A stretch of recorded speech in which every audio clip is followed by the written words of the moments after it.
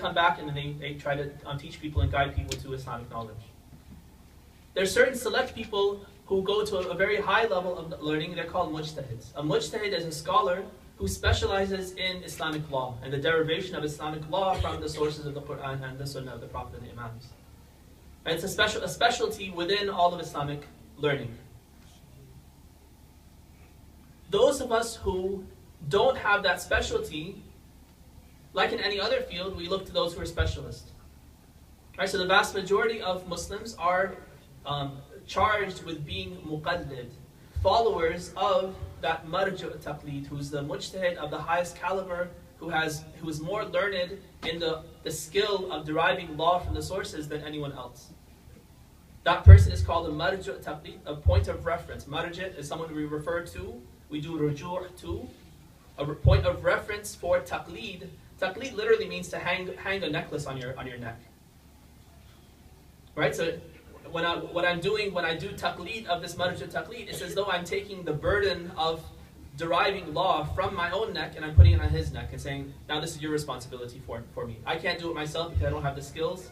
You can do it, and I trust you because you've proven yourself amongst your peers to be more outstanding in learning, more righteous, more conscious of trying to make sure you please Allah in all your actions and your rulings.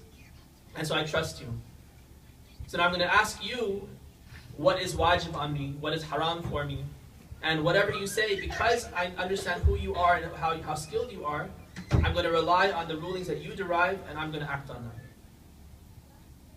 So the marju' taqlid is doing his job. As long as he's doing his job to derive laws in the best way, in good faith, then his duty is done before Allah, even if he makes mistakes. Right? One of the characteristics of us as Shia is that we believe that, we know, it's only common sense as well, that our scholars are fallible. And so it's possible that the fatwa, the opinion they arrive at is wrong. As long as they have followed a proper methodology and they've done their best in good faith, they've done their best to try to derive the law based on the resources available to them, then there's no blame on them from Allah's side. That explains, that's kind of between the lines, that explains why sometimes there's difference of opinion amongst the maraju' taqlid. They have differences of opinion, not because they're enemies and they can't get along, but because in any field, when you have experts who go into a field with different perspectives, different takes on different, the same data, right? The same data can lead to different conclusions. And so you end up with differences of opinion on various matters, which is fine. That's just the way it is. Until Imam Mahdi comes back, Ajalallahu ta'ala farajahu sharif.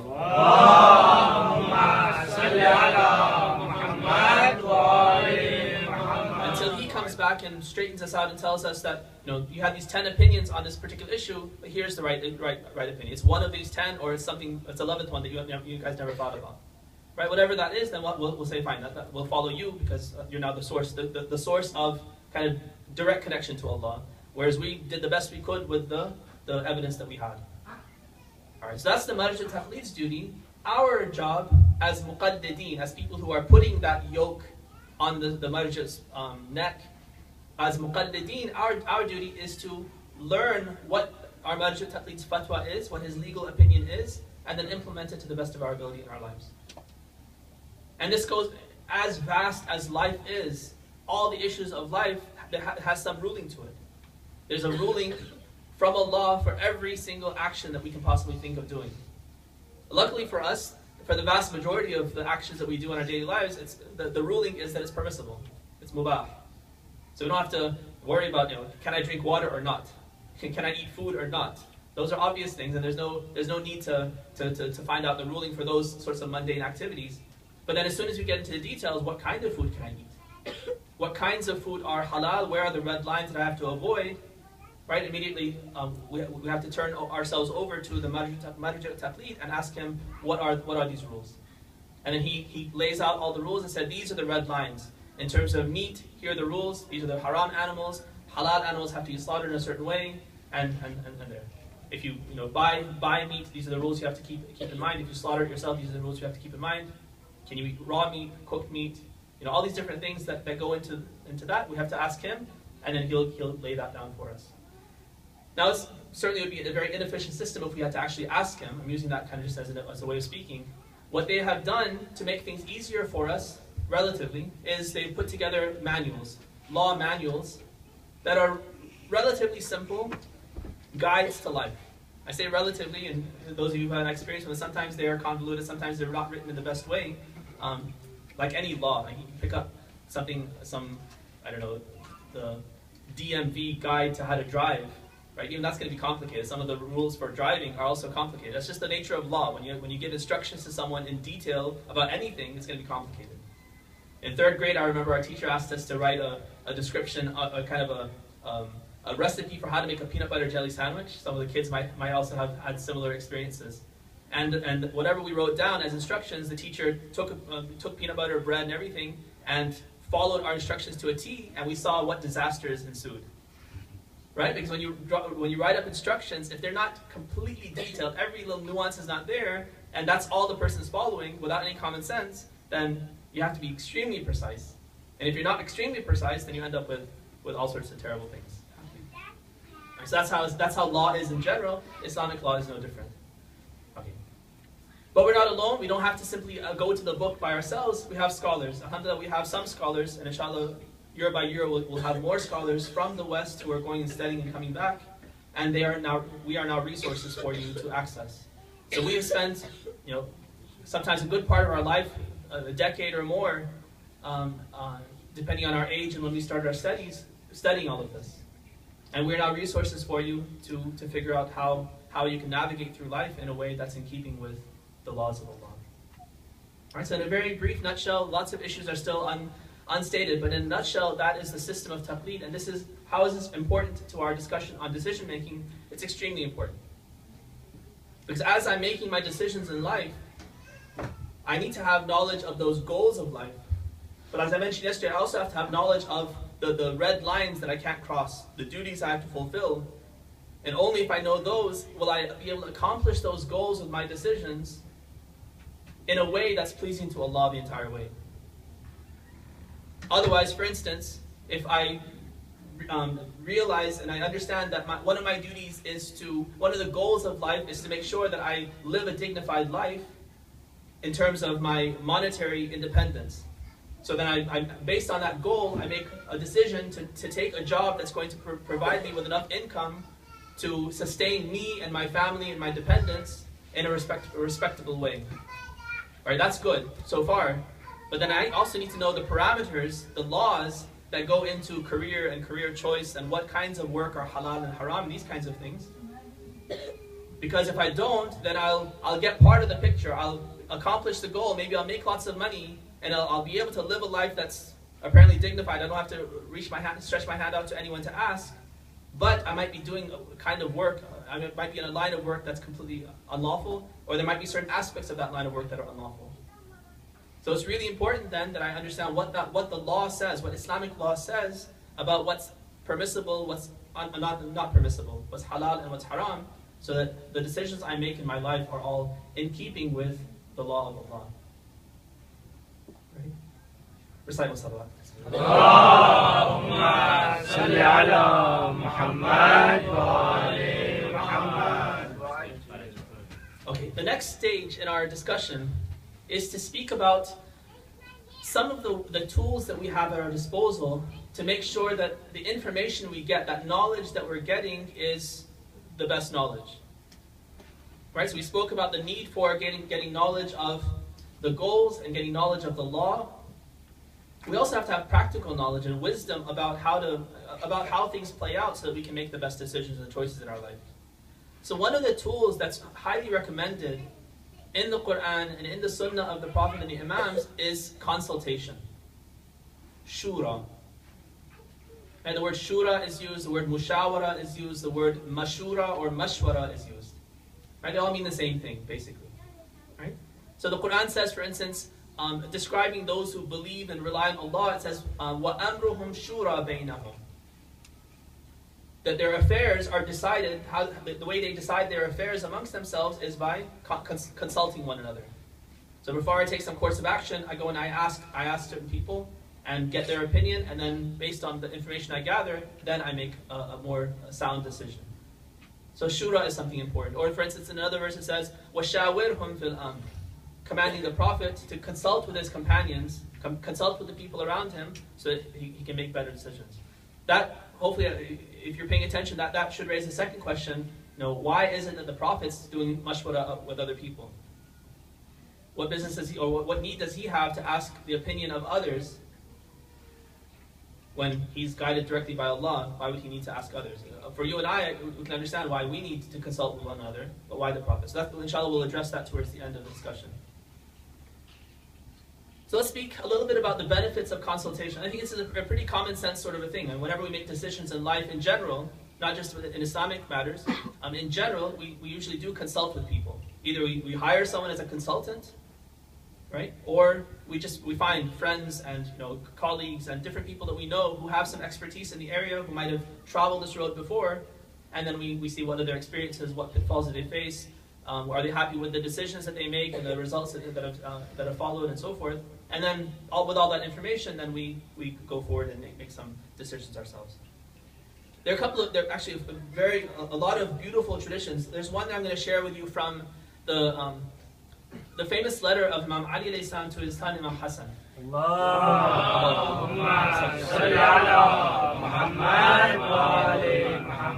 This is in Nahj al-Balagha. It's letter number 31 in the second section of Nahj al-Balagha, letter number 31.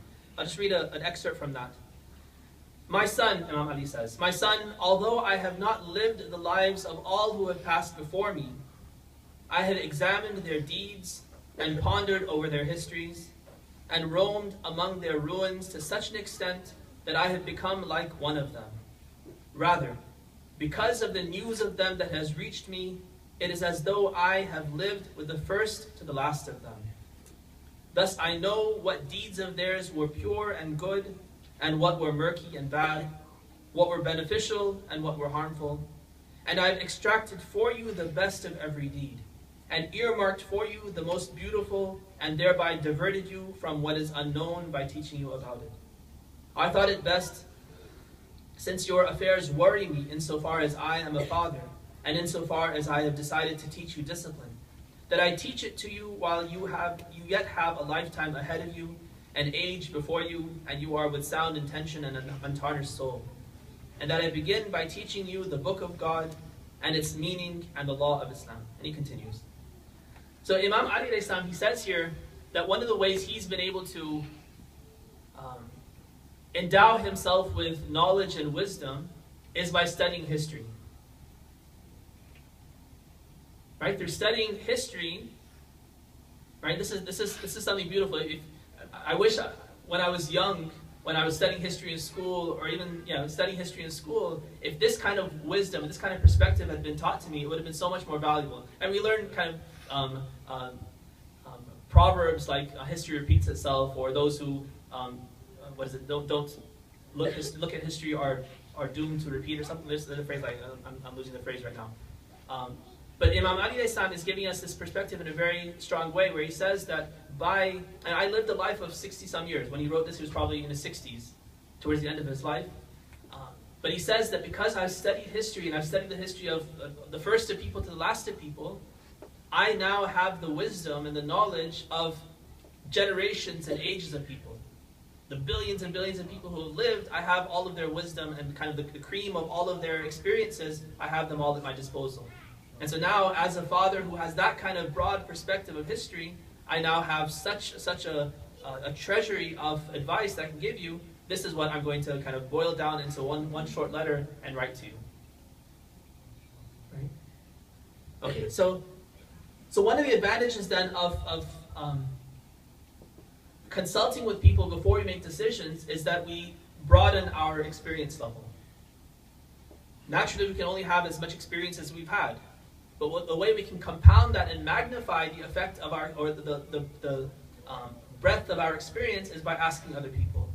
So for instance, Imam Ali alayhi salam, he puts a finger on this in saying number 61 in Nahj al-Balagha. He says, "Man istabadda bi ra'yihi halak, wa man shawara ar-rijal sharakaha fi uqudiha." He says, if you act on your own opinion without consulting anyone else, you just say, I know enough, I'm just going to go forward with my own, whatever comes to my mind, then you're doomed. Because inevitably we're limited. inevitably we don't have enough experience to make good decisions just on our own. But he says anyone who consults with people, then he's able to share with them in their intellects, literally. It's like you can compound your brain, you can compound your mind by talking to other people about their experiences. Then all of a sudden you're not only tapping into your own experiences, now you're tapping into 100 other people's experience because you've talked to all of them. Right? So you can increase your scope and your breadth by consulting with people. Another tradition also from Amir al-Mu'mineen says, بعثني رسول الله على اليمن فقال وهو يوصيني يا علي ما حار من استخار ولا ندم من استشار. So when the Prophet was sending Imam Ali down to Yemen in I think about the 8th or 9th year after the Hijrah, when he was sending him down to Yemen, one of his parting pieces of advice was to tell him to do istikhara and to do istishara. Istikhara, inshallah, we're going to talk about tomorrow. Right? What he means here is pray to Allah and seek the best from Him, and if you do that, then you'll never feel any sense of uncertainty about what decisions you make. Well, let's leave that aside. We'll talk about that tomorrow. But the second part he says is la nadima man istashara.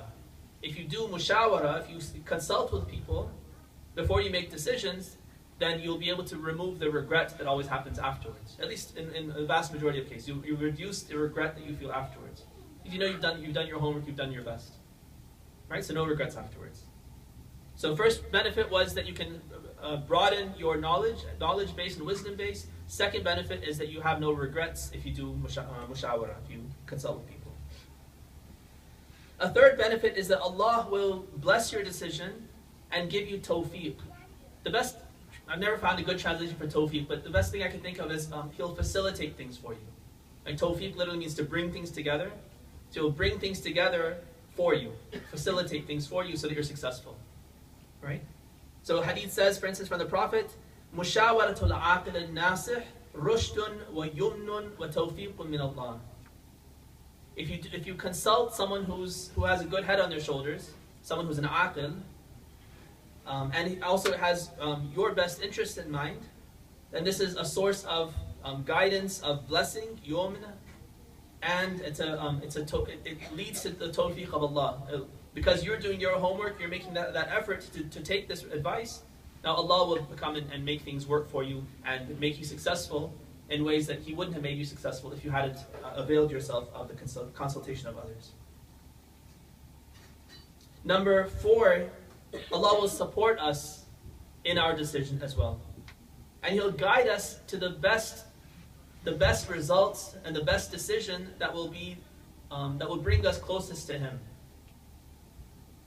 Right? So if we do istishara, if we consult with people, He'll find ways to get us on the right path. Maybe there are multiple choices in front of us, but we're consulting with people, He'll put the right advice on the right people's tongues and get the right information to us in ways that only He has power over to push us in the right direction. So the decision we end up making, it ends up being the best decision that will bring us closest to Him. Imam al-Sadiq says, Allahumma salli ala Muhammad wa ali Muhammad. ما يمنع أحدكم إذا ورد عليه ما لا قبل له به أن يستشير رجلا عاقلا له دين وورع. He says, what's preventing one of you when you face something that you don't have the ability to face yourself because of your lack of experience and wisdom? Well, why don't you go and find someone to consult with, to counsel you, who has a good head on his shoulders, is religious and God-fearing? ثم قال أما إنه إذا فعل ذلك لم يخذله الله. If a person does that, seeks the counsel of others, the right kinds of people, then Allah won't abandon him. So Allah will be there to support him until the end. He'll follow through all the way until the end. بل يرفعه الله. Allah will raise the person up. وَرَمَاهُ بِخَيْرِ الْأُمُورِ. And He'll make everything happen in the best possible way. وَأَقْرَبِهَا إِلَى اللَّهِ. And He'll guide you to the results and the choices that will bring you closest to Him. Right? So these are secrets for how to get closer to Him, how to make good decisions that will end up being the best and getting us closest to Allah. Alright, so we know now that consultation is beneficial. We've seen some of the benefits. Now, that's pretty much common sense. We know that. We do that in many areas. Sometimes, even though we do it in kind of mundane areas of life, the daily affairs of life, sometimes we fail to do it in religious affairs. Right, so let's translate that common sense that we have in other areas when we're investing money, when we're trying to find out the best way to fix something. You search Google and you're basically doing mushawara there, right? You're doing mushawara by searching Google to see what advice is there on how-to sites and what experiences people have before you go forward and make some decision. You consult consumer reports before you buy something. You're doing mushawara in a way where you're trying to find out what's the best appliance to buy or whatever that is. Yeah? So we do it in other areas of life. We should also do it in religious affairs. Right? So we translate that from one area of life to another. What kind of person should we seek counsel from? And who is a good mushawir? And one hadith from the 6th Imam, he says, "Shawir fi amrik alladhina yakhshawna Allah azza wa jal." But one of the important qualities that you want to look for in someone who's going to consult you is you want to make sure that it's someone who fears God. Right? It's not just in religious affairs, like in a strict sense. Like, of course, if you're going to ask how to pray and try to figure out that, then you're going to want to make sure that it's a person who has religious knowledge before you ask such a question of such a person.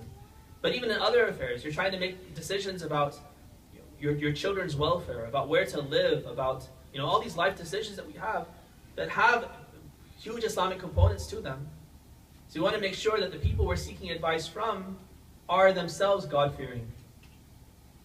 Then the decisions, the advice that they give will spring from that source of the fear of God. They will have done their work. They will make sure that the advice they give you is within the bounds of the law.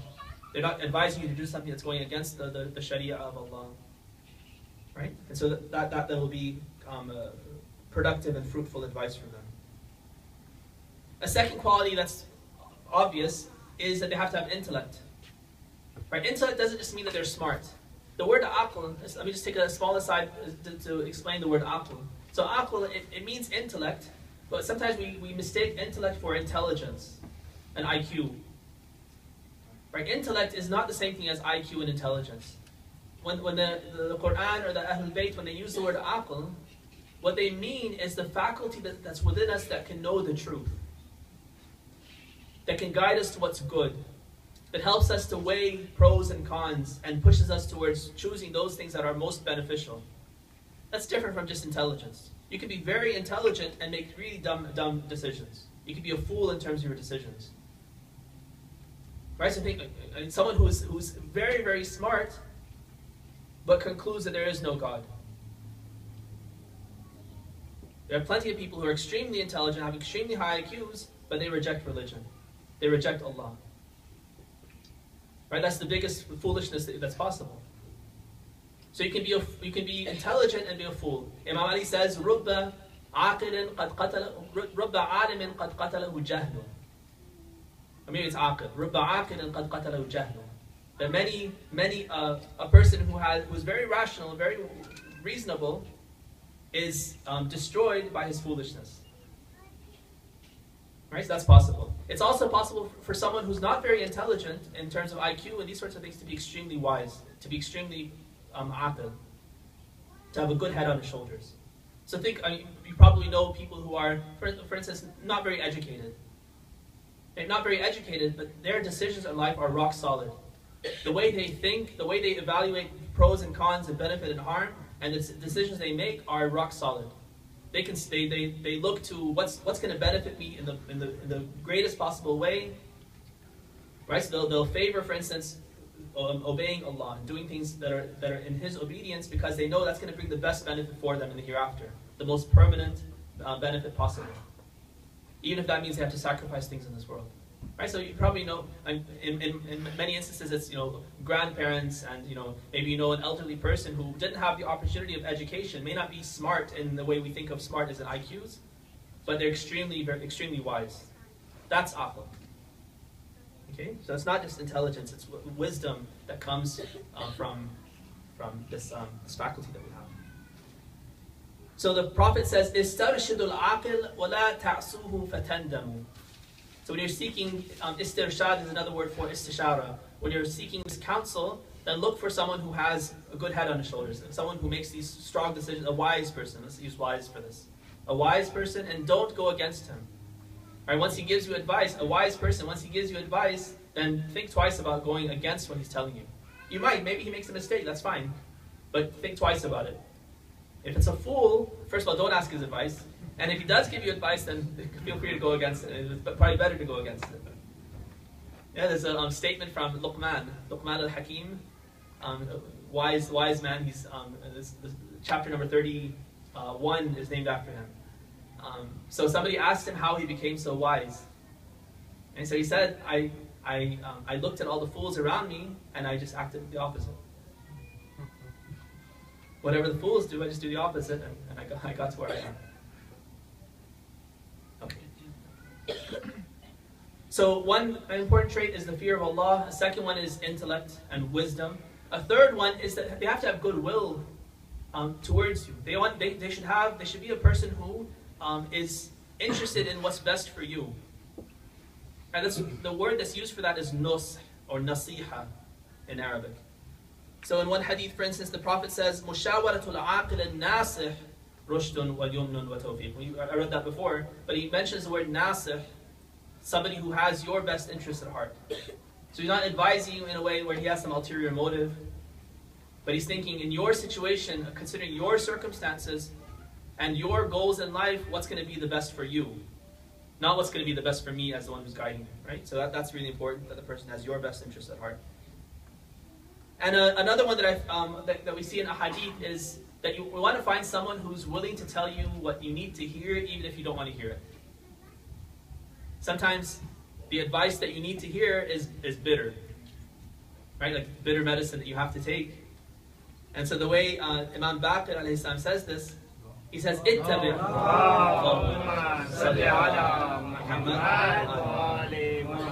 He says, "Ittabi' man yubkik, wa huwa laka nasir." Right? Follow the advice of the person who makes you cry, as long as he's saying what's in your best interest. So if he's saying what's in your best interest, he's giving you good advice, even if it makes you cry, follow that person. وَلَا تَتَّبِعْ مَنْ يُضْحِكُكَ وَهُوَ لَكَ غَاشٍ. Don't follow the person who doesn't have your best interest, or who's trying to, dupe you or trick you or tell you just what you want to hear, not what you have to hear. Even if he makes you laugh and smile, and that's not the right kind of advice to look at. So look to that person who's frank. The word frank that we use, that's good for this. And you want a frank person who's willing to tell you as it is. Yeah. All right. So that is some advice that we have about mushawara, about consultation. So we know that mushawara is good for making our decisions. We've seen some of the benefits from consulting with people, and we've seen some of the characteristics that are there that we should look for in the people that we're asking advice from. There's also a lot of recommendation, also admonishment to tell us that if we are on the consulting end, somebody else asks us for consultation, there also we have a lot of exhortation, a lot of encouragement, and even stricter than encouragement, kind of exhortation is a good word. I don't know if that means anything. Admonishment, for instance, where they say if someone asks you for advice and you don't give it to them, then there's great punishment for us, and all sorts of bad things will happen to you as someone who could have counseled someone and you didn't, or you could have done better and you gave them bad counsel. So we're encouraged to seek counsel of the right kinds of people, and we're encouraged to give the right kind of counsel to people when they need it from us. Right? So that's a really important part of our Islamic culture, our Islamic decision-making process that we should avail ourselves of. Now in the beginning I mentioned that there are instances, even the Prophet mentioned, the Quran tells the Prophet, وَشَاوِرْهُمْ فِي الْأَمْرِ, consult with them. So why is it that the Prophet would be encouraged or even commanded by Allah to consult with other people before making a decision? So what we see is that there's several hadith that mention the benefit of seeking the counsel of people who may not necessarily be better than you in terms of their experience and wisdom and these kinds of things, but it's in their best interest to seek their counsel. This is a little bit kind of a digression from our topic, because we're talking about how do I make the best decisions, and one of the ways is to seek the counsel of other people. But while we're talking about consultation, I came across a hadith, and this is really important as well. We have instances in the Prophet's history, in the Prophet's life, where we see that he would take the advice of other people. Right? There's one hadith, for instance.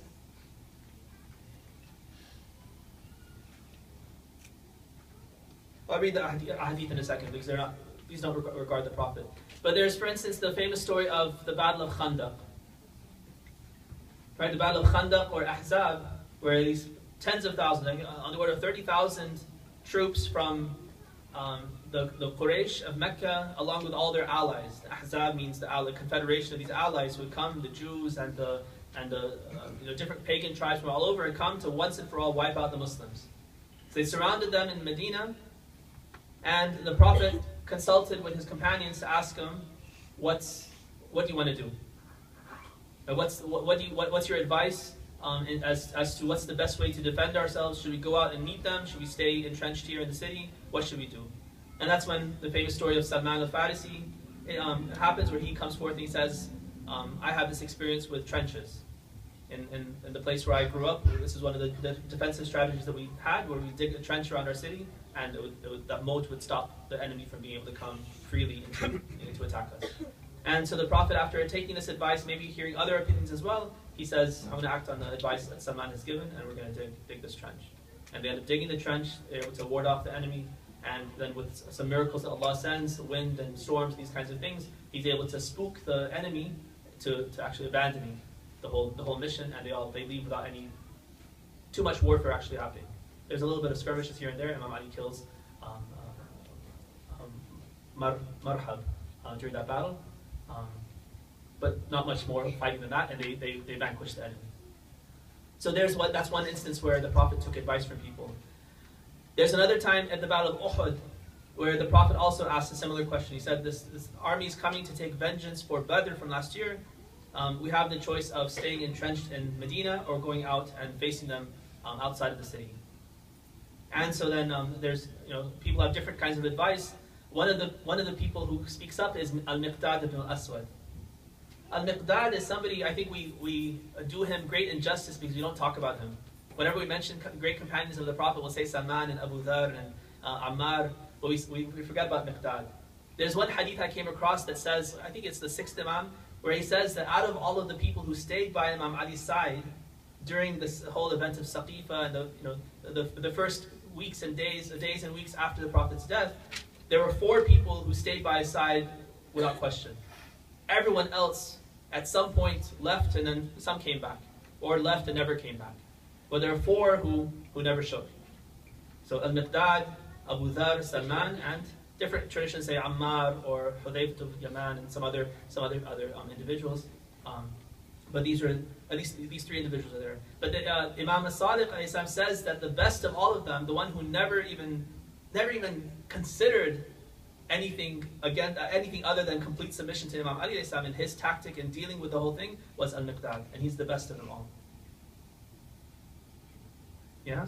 Abu Dhar, for instance, he was not to bring them down, just to say that out of all these excellent people, Miqdad is even higher, right? Not to say these are worse or anything, not at all.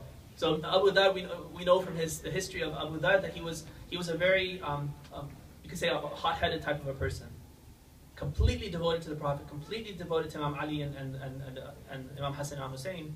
But sometimes he would become so kind of zealous that he would do things that ended up being kind of regretful afterwards. And when he first converts, you probably know the story where he goes, it's the time when everything's secret, everything's hush-hush, underground. For those first 3 years, the Prophet hadn't announced himself as the Prophet of God. He was just reaching out to those people who were kind of underprivileged, disenfranchised, and talking to them.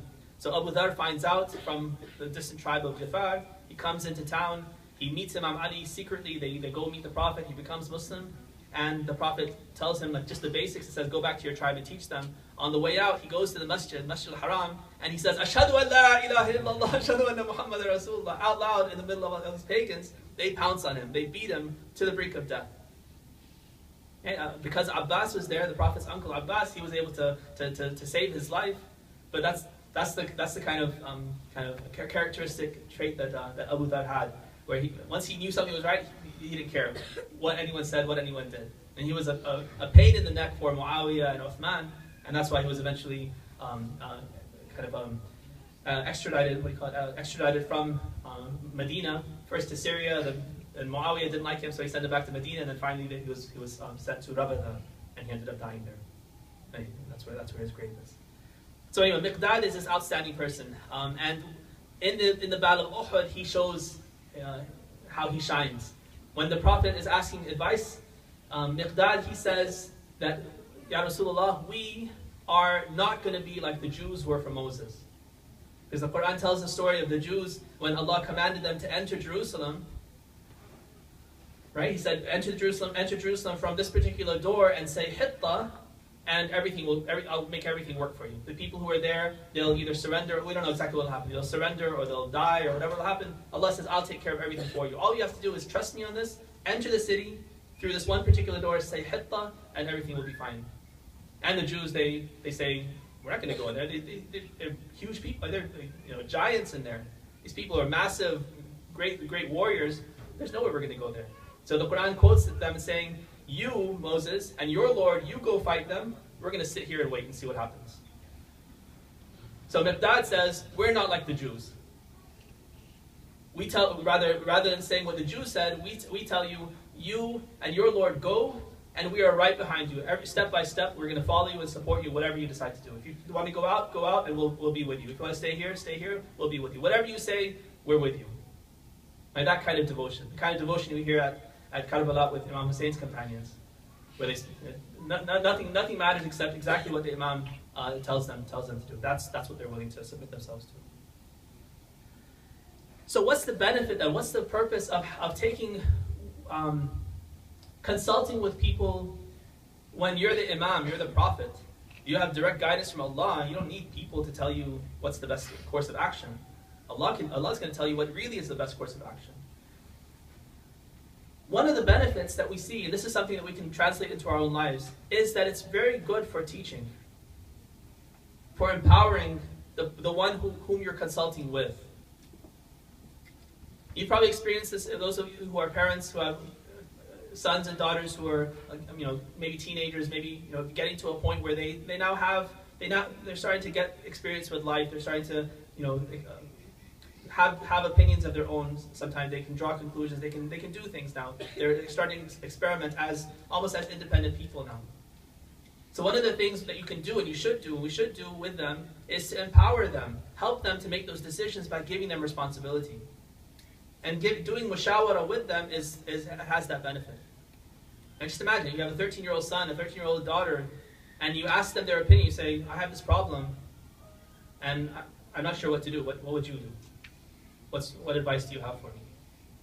All of a sudden, it empowers them. They feel special. They feel like, wow, I have some power to actually make a decision that you're potentially gonna follow.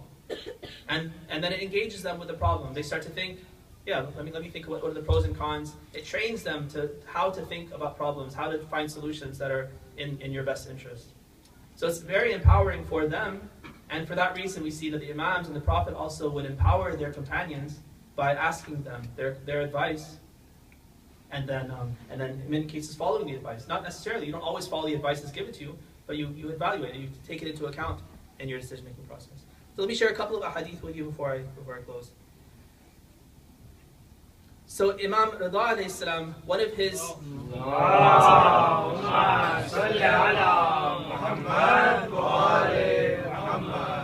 in one hadith it says that Imam Rida alayhi salam had a servant by the name of Sa'ad who died. فقال, so he tells this person Mu'ammar ibn Khallad, one of his companions, he asks him, can you guide me to someone who can replace this servant of mine? He says, Ashir alayya bi rajulin lahu fadlun wa amana. I want someone who has virtue, whom I can trust to replace the servant of mine. I need somebody else to replace him. فَقُلْتُ أَنَا أُشِيرُ عَلَيْكَ. Mu'ammar is surprised, like, you want me to give you advice? Who am I to give you advice? فَقَالْ شِبْهَ الْمُغْضَبِ. Imam Rida responds to him kind of with a little bit of anger in his voice, and he says, "Inna Rasulullah kana yastashiru ashabahu, thumma ya'zimu ala ma yuridullah." He says even the Prophet, one of the sunnahs of the Prophet is that he used to seek advice from his companions, and then he would make his decision based on what he knew was best. But he would also ask advice from his companions. So I'm following the sunnah of the Prophet. Don't be surprised that I'm asking you for your advice. A second hadith عن الفضيل قال استشارني أبو عبد الله مرة في أمر. So Fudail ibn Yasar, he says that Abu Abdullah Imam al-Sadiq, he asked me some advice about some issue. فقلت أصلحك الله مثلي يشير على مثلك. Can someone like me give you any advice? How does that work? فقال نعم إذا استشير بك. He says yes, when advice is asked of you, you should give it. Right? One of the things they're trying to teach us is we should also be good at giving counsel. So this is a way to train their companions by asking them for counsel. So then they learn how to give counsel and what kind of counsel to give. And one last hadith in this vein. Al-Hasan ibn Jahm says, قال كنا عند أبي الحسن الرضا فذكرنا أباه قال كان عقله لا يوازن أو لا يوازن به العقول وربما شاور الأسود من سودانه. So Imam Rida remembers his father, Imam al-Kadhim and says that even though his intellect could not be compared to anyone's intellect, I mean, he's wiser than anyone, but he says that he used to seek the advice of some of his black slaves. Right, so he mentions black here not as a racial slur, that black people aren't worthy of giving advice, but in that culture, in that time, the black slaves were like the lowest echelon of society, the ones who were uneducated and who were owned by people.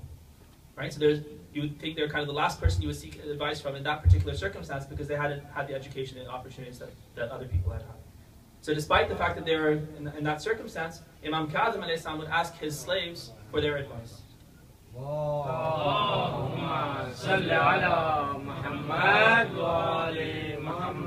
فَقِيلَ لَهُ تُشَاوِرُ مِثْلَ هَذَا. So somebody saw him asking advice from his black slaves, and they objected. You're asking this guy? You're going to ask him for advice? فَقَالَ إِنْ شَاءَ اللَّهُ تَبَارَكَ وَتَعَالَى رُبَّمَا فَتَحَ عَلَى لِسَانِهِ.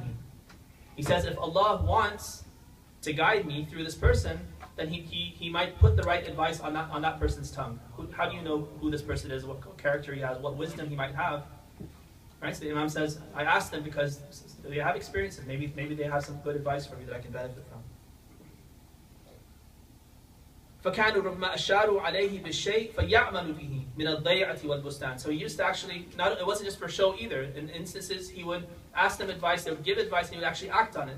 And he would invest money, he would buy farmland or orchards and these kinds of things based on the advice of these slaves and what they had told him. Yes, this is a way for them to empower and to teach and to give that sort of experience to people. That's something important for us as well. Again, a little bit aside from our discussion on decision making, but important nonetheless.